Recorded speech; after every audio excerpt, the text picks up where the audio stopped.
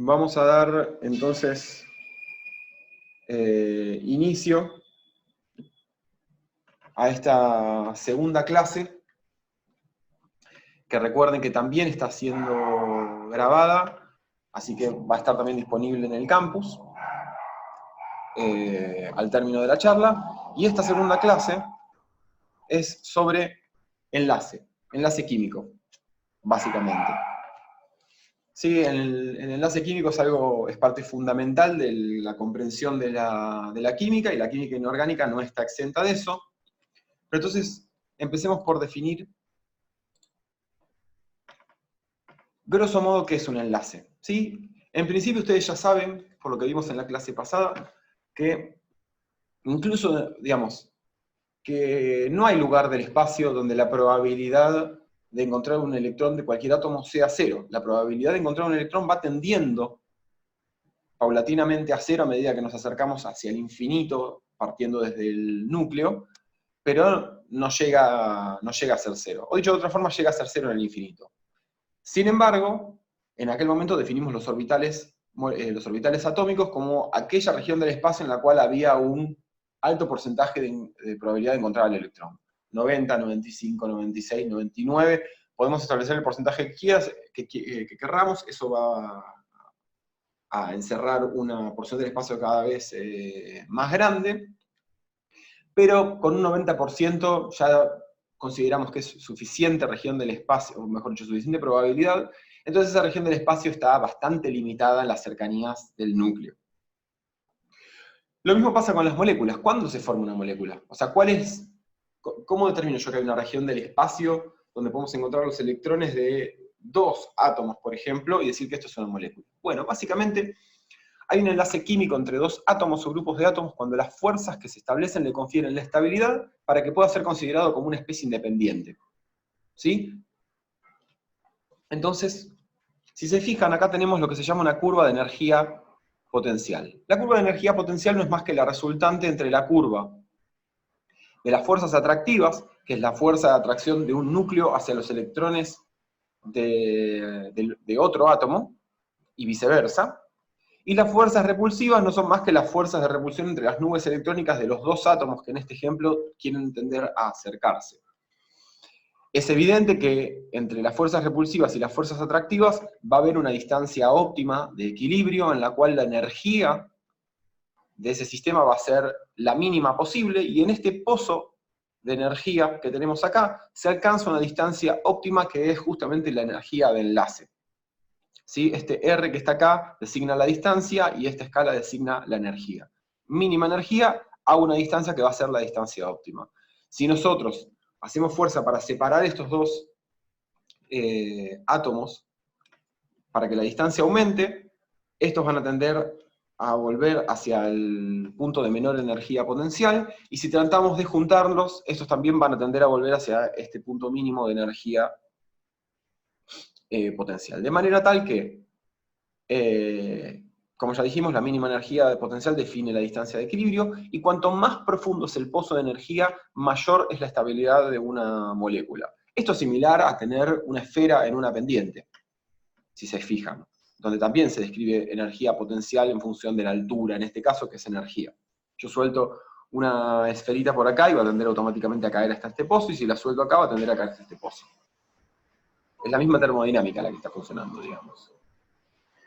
Entonces, por ejemplo, lo que tenemos ahora en pantalla son las curvas de energía potencial en función de la distancia para una molécula de nitrógeno y para una molécula de helio 2.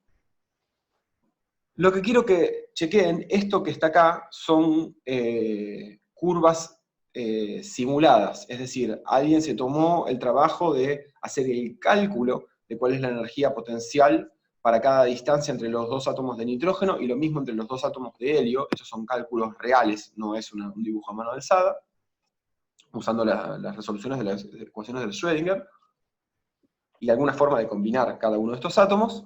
Y si se fijan, en el caso del nitrógeno, hay un pozo de energía potencial, que independientemente de su magnitud, esto implica que hay alguna distancia de equilibrio, y que por ende la molécula existe.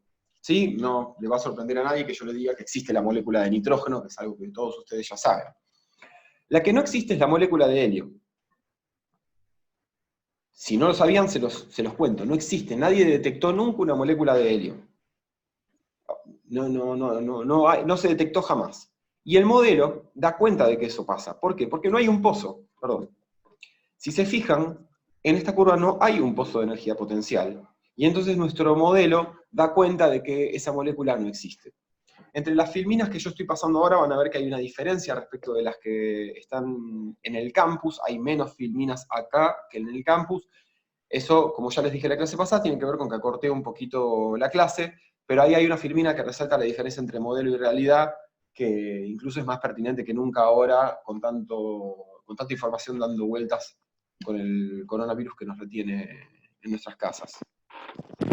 Pero sigamos con los enlaces.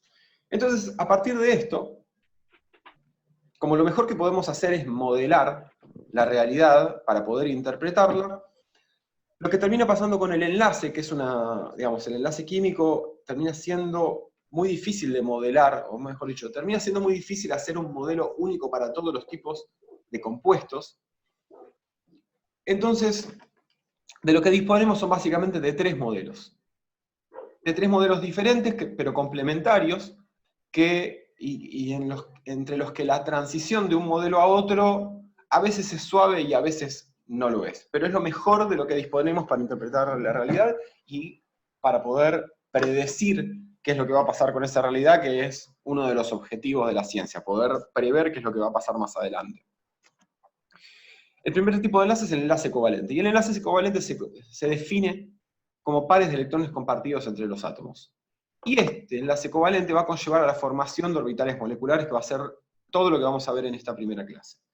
Después tenemos los enlaces iónicos, que ustedes ya también los conocen, son aquellos en los que hay atracción electrostática de iones de carga opuesta, y en los que inicialmente los electrones de valencia del átomo más electropositivo se transfieren a los orbitales del átomo más electronegativo. Y el último tipo de enlace es el enlace metálico, en el cual podemos pensar que se tratan siempre de cationes metálicos inmersos en un mar de electrones que se mueven de manera colectiva. Vamos a ver todo en profundidad a lo largo de estas dos clases. Entonces vamos a empezar con el enlace químico. Y vamos a empezar con una forma de visualizar la distribución de sustancias, que es el triángulo de Ketelaar o de Van Arkel. A Ketelaar se le ocurrió que él podía ordenar en un triángulo a los compuestos que eran iónicos, los compuestos que eran covalentes, y los compuestos que eran metálicos. Y que las líneas que unían los vértices de ese triángulo podían estar... en esas líneas podrían ordenarse en escalas crecientes de ionicidad, por ejemplo, en este sentido, a diferentes compuestos formados por estos mismos átomos. ¿Sí? Entonces, si se fijan, el fluoruro de oxígeno es una sustancia bastante polar, es una sustancia bastante covalente, mucho más covalente es el flúor 2, pero a medida que nos acercamos hacia el fluoruro de cesio, que es eminentemente iónico, las sustancias son cada vez más iónicas. Lo mismo pasa si analizamos este triángulo en cualquiera de todos estos sentidos. Entonces, lo que quiso decir Ketelaar o Van Arkel, que fueron bastante simultáneos en la construcción de estos diagramas, es que conceptualmente los compuestos químicos pueden ser descritos en función del tipo de enlace. Los armaron suponiendo la posición relativa de cada compuesto por estimar su carácter iónico, covalente o metálico relativo, y, como les comentaba, que hay una transición progresiva de un tipo de enlace a otro, y con ello una sectorización dentro de este mismo triángulo de las propiedades, que ahora más adelante vamos a ver. Pero Ketelaar y Van Arkel, cuando diseñaron ese triángulo, no hicieron demasiadas cuentas. Usaron sustancias que fueran muy icónicas para construir y demostrar su punto, digamos, pero ese triángulo se fue haciendo cada vez más sofisticado, y hay una versión del triángulo que es lo más sofisticado que me parece que vale la pena ver en este tipo de curso, que es el triángulo de Jensen, que es una versión cuantitativa del triángulo de Van Arkel.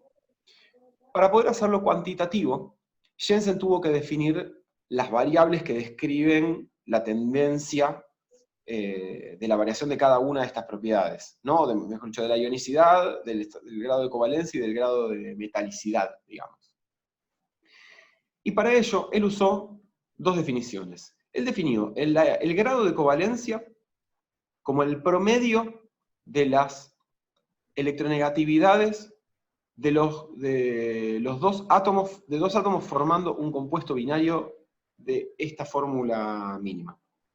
Si ustedes recuerdan, la electronegatividad era una variable que aumentaba desde el cesio hacia el flúor, ¿no? O sea, en diagonal ascendente hacia la derecha de la tabla periódica.